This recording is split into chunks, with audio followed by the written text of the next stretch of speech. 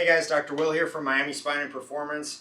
If you're having creaky knees that are making sounds every time you get up in the morning or go do a squat, then this video is for you.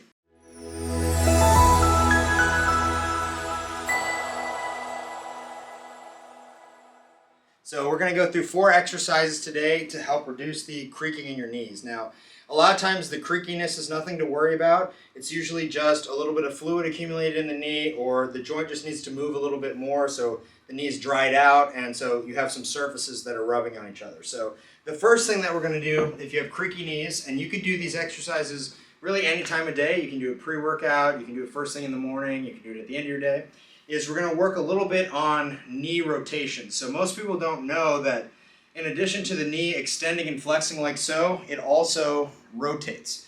So I like to take a rear naked choke grip like this. You can also grab it like that.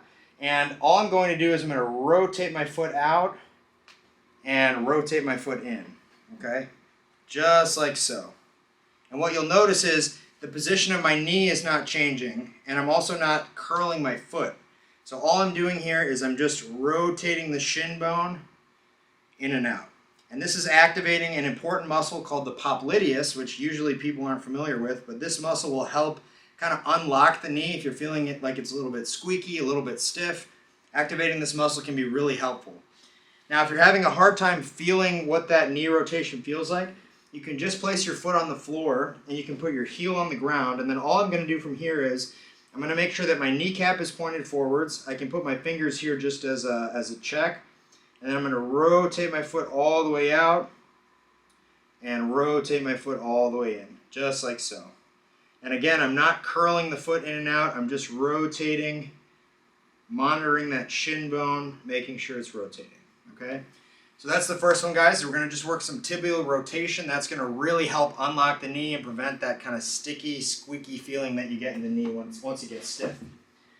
The second one is going to be a TKE. So all you need for this is any band or any cable, and you're going to put it directly behind the knee, okay? You don't need a lot of resistance for this either.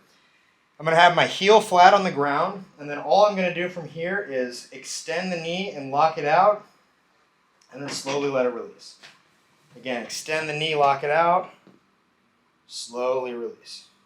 Extend, lock out, and release, okay? So what we're doing here is we're squeezing the muscle on the front of the leg here, the quadricep, and we're locking out our knee. This is going to help a lot if you're having any meniscus issues. Right, so if you're feeling like your knee locks on you while you're walking or running, this is a great way to help kind of loosen up the meniscus, but it's also going to strengthen the muscles on the front of your leg. That's going to help stabilize your knee, okay?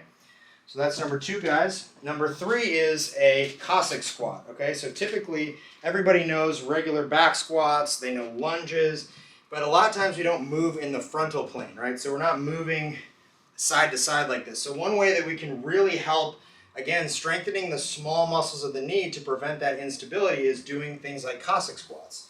So all you're going to do is you're going to start with your feet together. We're going to take a wide step out, and we're going to sit down to that hip and explode back. So again, I'm going to step out so that I'm in a wide stance, and I'm going to sit down onto that hip and then push away. Now, a couple of details we want to be mindful of.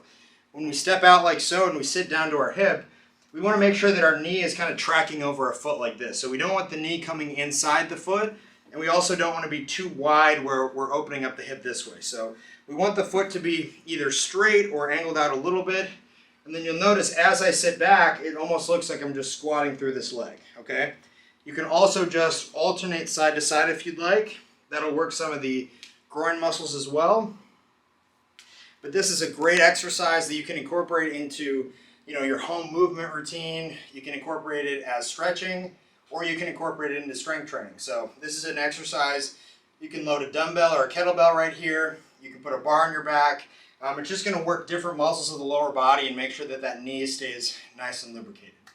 The last exercise we're going to go through is going to be a simple step up to a single leg stance. So a lot of times knee instability manifests itself in the form of difficulty with balance. And one thing that I'll find is a lot of patients that come into my office that complain of knee stiffness, whether it be arthritis or whether it be previous injuries, is they have a really difficult time balancing on that leg, right? They feel like they can't figure out where the knee is in space or they can't figure out what position their foot ought to be in.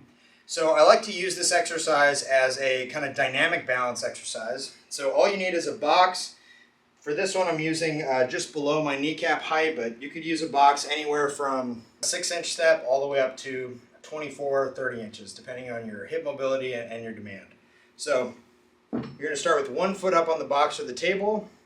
You're going to drive yourself up and hold. And then I'm going to slowly lower myself down to the floor. You want to make sure you go slow on the way down. You'll notice the knee jiggling. That's the knee trying to find its set point or its equilibrium as we go up and down. So I'm going to drive up, slowly control down.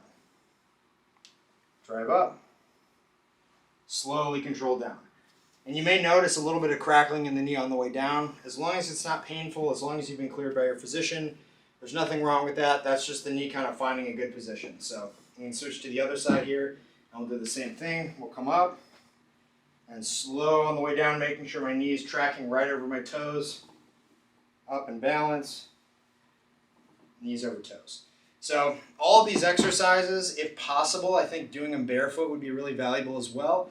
The more strength that you have in your feet, the more strength and stability in your ankles, the more your knees are going to be protected.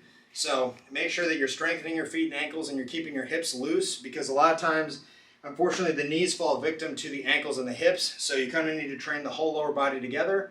But again, if you're somebody that has creaky knees, which I know many of you out there do, we have our shin rotations, we have our TKEs, we have our Cossack squats, and we have our step up to single leg balance. These are just a couple of exercises you guys can add to your daily routine or add to your strength training. They'll help strengthen your knee, they'll help reduce pain, and they'll help prevent things like arthritis in the future. So thank you for watching, guys. If you check out the exercises, shoot us a DM. We'd love to hear from you. Thanks.